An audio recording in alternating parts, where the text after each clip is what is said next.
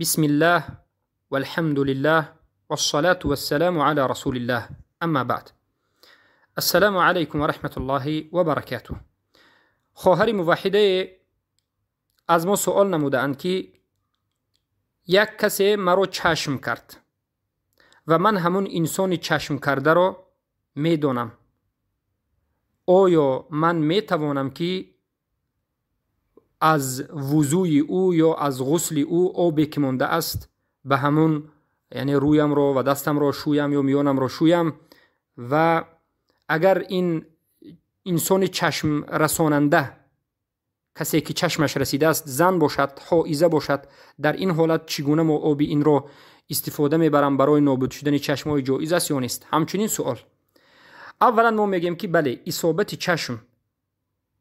چشم رسیدن حق است. این یک امر حق است و این چیز حاصل می شود، خصوصا انسان هایی که از توحید دور هستند و بالخصوص انسان هایی که امروز از جانب عقیدوی ضعیف هستند. به همچنین چیزها واقع می شوند، یا چشم کسی می رسد یا که چشمشون به کسی می رسد وجود دارد. البته این چیز در بین انسان های موحد هم به وجود آمدنش ممکن است، خیلی که در زمان رسول اکرم صلی الله علیه و سلم به وجود آمد. از ابن عباس روایت است که پیامبر صلی الله علیه و سلم میگویند العین حق، چشم حق است، رسیدن چشم حق است، دروغ نیست. ولو کان شیء سابق او سابق القدر سبقته العین. اگر یگان چیزی تقدیر را پیش میگذشت، از تقدیر پیش میرفت، این چشم بود. و اذا استغسلتم فاغسلوا.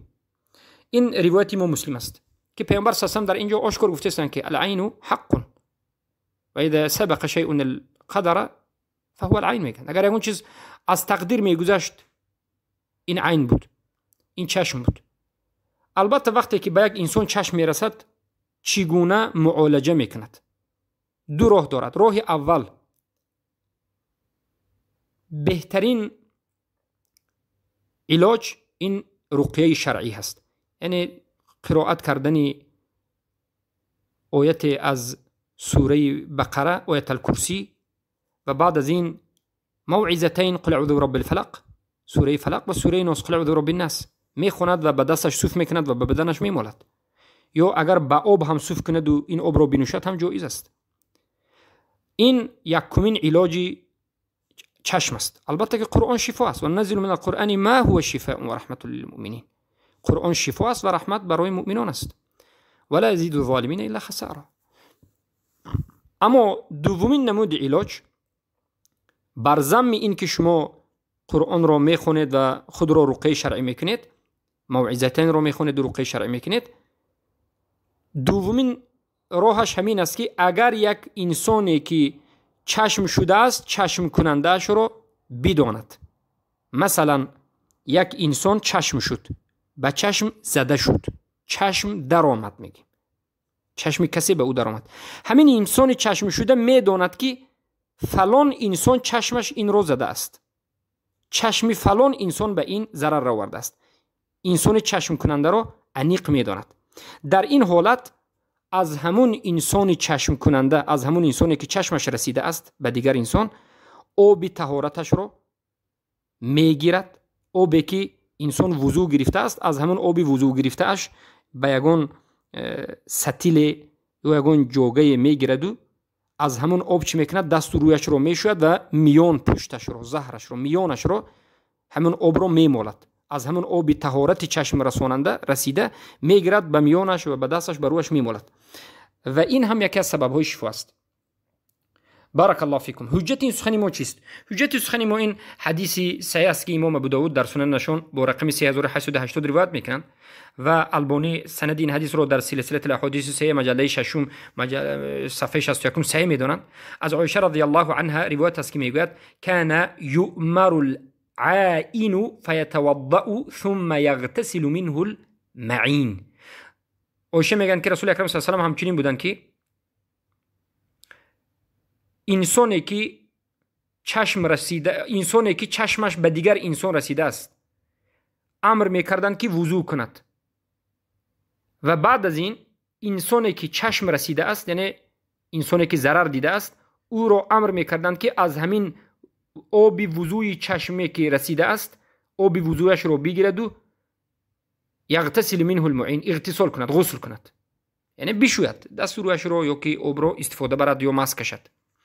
این حدیث دلالت میکند که آدمی که از چشم یک آدم معین ضرر دیده است، چشم یک آدم ضرر رسیده است، این آدمی ضرر رسیده از همون آدمی که چشمش رسیده است طلب میکند که وضو کن و از آب وضویش میگیرد. اگرچه این زن حیض دیده بود، مثلا یک زنی که حیض دیده است چشمش به یک کس میرسد، گرچه حیض دیده باشد هم دست رویش رو میشد آب دست رویش ششته رو میگیرد و بر روی به دست و به میان مثلا مس میکشد میمالد.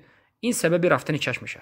و روایت دیگر اومده است که از ابی امامه ابن سهل بن حنیف ان اباه حدثه ان رسول الله صلی الله علیه و سلم خرج و ساروا معه نحو مکه. رسول اکرم صلی الله علیه و سلم بر آمدند و به سوی مکه رفتند. خیلی که ابی امامه سهل از حنیف از پدرش روایت میکند. به سوی مکه رسول اکرم صلی الله علیه و سلم با امروی صحابه رفته شدند حتی اذا كانوا بشعب الخرار من الجحفه، حتی به یک منطقه اومدن که این رو بشعب الخرار از جحفه میگن، همینجا اومدن. اغتسل سهل بن حنیف، سهل بن حنیف گفتن یک صحابه رضی الله عنه در همین منطقه چی میکنند؟ غسل میگیرند. و کان رجلا ابیض، و سهل بن حنیف یک مرد سفید پوست زیبا بودند و حسن الجسم والجلد، جسمشون زیبا بود، جلدشون هم زیبا بود و سفید بودند. به همین انسان در حالت غسل کرده شدنشون که نظر میکند. فنظر الیه عامر بن ربیعه اخو بنی عدی بن کعب، برادری بنی عدی بن کعب که نامش عامر ابن ربیعه بود، این سهل به نگاه میکند. سهل در حالت غسل کردن بدنشون رو شستن، عامر نظر میکند و بعد از این به سهل چشم میرسد. عامر چی میگن؟ میگن که ما رأيتك اليوم ولا الجلد مخبأ، یعنی من مثل همین آدم جلدی آدمی بزیب رو ندیدم، یعنی بدنش سفید است، بزیب است، جلدش هم بزیب است. همین سخن رو گفتند. فلبث بسهل، یعنی سهل بعد از این گپ چی شدن؟ بعد از غسل کردن و بعد از این یک بار مریض شدن و به نزد رسول اکرم صلی الله علیه و آله صحابه اومدند و گفتند که فقیل له یا رسول الله هل لك فی سهل، و سهل فهمیده چی شد؟ والله ما يرفع رأسه، سهل همچنین کسلی سخت شدن که سرشون رو برداشته نمیتونن، قریب بیهوش شدن. پیامبر صلی الله علیه و آله گفتند که هل تتهمون فیه احد، آیا شما یگون کس رو نسبتی سهل یعنی متهمش میدونید؟ یگون کس آیا سبب شده است به کسلی سهل؟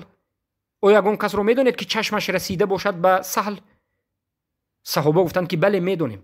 نظر الیه عامر بن ربیعه، عامر بن ربیعه در حالت غسل کردن سهل بدن جسم سهل رو دیده بود، چشمش رسیده بود. یعنی رسول اکرم صلی الله علیه و آله چیکار کردند؟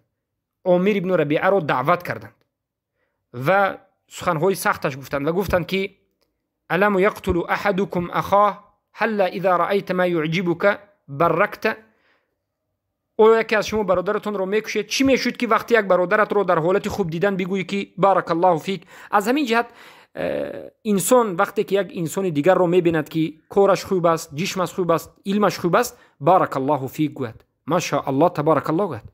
اما یک باره به لفظ زدن گذرد، به نقص کردن گذرد، چشمش میرسد، شاید رسد. و بعد از این رسول اکرم صلی الله علیه و آله به عامر گفتند که اغتسل له، غسل کن برای وی. فغسل وجهه و یدیه و مرفقیه و رکبتیه، یعنی اغتسل یعنی در اینجا به معنای غسل کامل نه، بلکه چی گفتند؟ بیشو، شستشو بکن گفتند. شستشو در این معنی که رویش رو بشوش، یعنی وضو گرفت، رویش رو شوش، دستش رو، دو دستشون رو شستند تا اورنج و رکبتیه، یعنی پایشون رو تا زانوشون شستند و اطراف رجلی و گرد اطراف پایشون رو شستند. یعنی با همین و داخلت ازار فی القدح ثم صب ذلك الماء علیه. عامری که چشمشون به سهل رسیده بود یعنی وضوی کامل گرفتند و همین آب رو جمع کردند، آب وضو رو به یک ستیل جمع کردند و این آب جمع شده رو بردند و بکی به سری چشم رسیده شده به سری سهل ریختند. سهل ابن حنیف کسل شده خوب رفته بودند، به سری او آب وضو رو ریختند. یصبه رجل علی رأسه و ظهره من خلفه، به بالای سرشون و به پشتشون، به میانشون این آب رو ریختند. يكفئ القده وراءه ففعل بذلك فرح سهل مع الناس ليس به بأس. این امر رسول الله را اجرا کردند و بعد از این سهل یک بار درست شدند گویا که چیزی نشده بودند. این حدیث هم امام احمد در مسندشون روایت کردند و البانی صحیح گفتند در مشکال المصابیح. این حدیث هم دلالت میکند که چشم یگان کس به کسی دیگر رسد آدمی چشمش رسیده رو وضو میگیراند و این آب رو برده به همون انسانی ضرر دیده به بالای سرش و به پشتش و به دستش انشالله میریزید. از این حدیث ها دلالت گرفته می شود که این چنین عمل رو کردن البته که جایز است. بارک الله فیکم. و این عمل در سنت ثابت شده است. السلام علیکم و رحمت الله و برکاته.